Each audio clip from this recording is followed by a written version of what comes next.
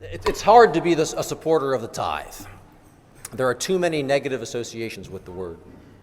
As an example, in Ireland in the 1830s, the violent campaign by poor rural Catholics to the payment of agricultural income to the established Protestant Church of Ireland was called the Tithe War, and hundreds of people were killed. In the Irish context, the tithe was mandatory and hated, and with good reason. Also, a fundamental principle of the political system of the United States was a direct response to this practice of linking government with religion, and by extension using public funds for the maintenance of that religion. It's the First Amendment in the Bill of Rights. It's Congress shall make no law respecting the establishment of religion, and there can be no joy in paying a tax to support a faith you do not share. Freely contributing to a church you do believe in, however, is a different matter entirely. When Bill and I joined the church in 2008, we heard Pastor Jay Hankey's instructions that a responsibility of being a full member of Mount Olivet is to understand that the work of the church depends on our financial contributions and that tithing ought to be a goal of every member. But neither Bill nor I were quite ready in 2008 to go the whole hog and give a tenth of our income to the church.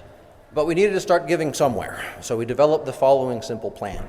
We took the annual budget of the church, about $1 million, and divided it by the number of active giving units that we learned about from the stewardship people.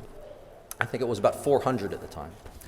We then divided that number by 12 months to get a baseline figure for starting our giving, and that was about $200 a month, or $50 a week. And we figured that our income as mid-level federal government employees was probably average among Mount Olivet members, so that was a good place to start. In case you can't tell, both of us are analysts for the federal government, hence that plan. So, in the following years, however, we saw the difference that Mount Olivet has made in our lives and in the lives of many other people, and our attitudes toward giving slowly shifted. Mount Olivet's church building needs constant repairs and maintenance. We need to pay our pastors and our staff. And most importantly, we must be in mission to our neighbors here in Northern Virginia and support the United Methodist Church's vital national and global work. We stopped associating the tithe with a mandatory tax and started viewing it as a desirable and even possible goal. Bill and I gradually accepted our share of responsibility for the success of the church, and that success requires commitment of our energy, our time, and our money, or the practical adjuncts to the familiar prayers, presence, gifts, service, and witness. Like all of us, though, Ellen and I are not perfect people. I'm somewhat withdrawn and do not get as directly involved with the most critical work of the church that I know I should. Now, financially, however, we find that we are capable of giving more than the average. So since 2008, we've steadily increased our giving. Each year, we bumped up our giving by at least 10%, and sometimes more, with the ultimate goal of reaching that point of tithing. At this rate, we will reach that goal in 3 or 4 years.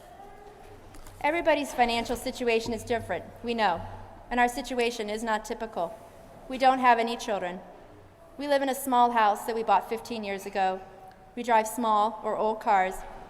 We try to limit to the cost of our dinners out, which puts us at Outback and Little Caesars more often than not, but I love Little Caesars pizza. We keep our communication and our technology expenses to a minimum, but we still travel frequently. We buy our little dog very expensive dog food. We help our nephew pay for his college. We save for our own retirement. We buy plenty of stuff we don't really need. We found, though, that we're happy to allocate a significant portion of our income to something other than ourselves. We could look at that monthly funds transfer to the church as keeping us from having a nicer car or a nicer house, or as retirement income lost. Now, we could look at it that way, but that would put us even farther away from the kingdom of God than we already are, and would demonstrate neither love of God nor love of neighbor. Our giving to Mount Olivet is not money lost to us. It's our support to a church we do believe in. Now, simply put, Mount Olivet and the UMC need the money more than we do. Jesus did not command his followers to be average. He did not command us to contribute the cost of a dinner out to his program every week. So this stewardship season, please consider increasing your pledge by 10% and perhaps adjusting your attitude towards the tithe. So, thank you.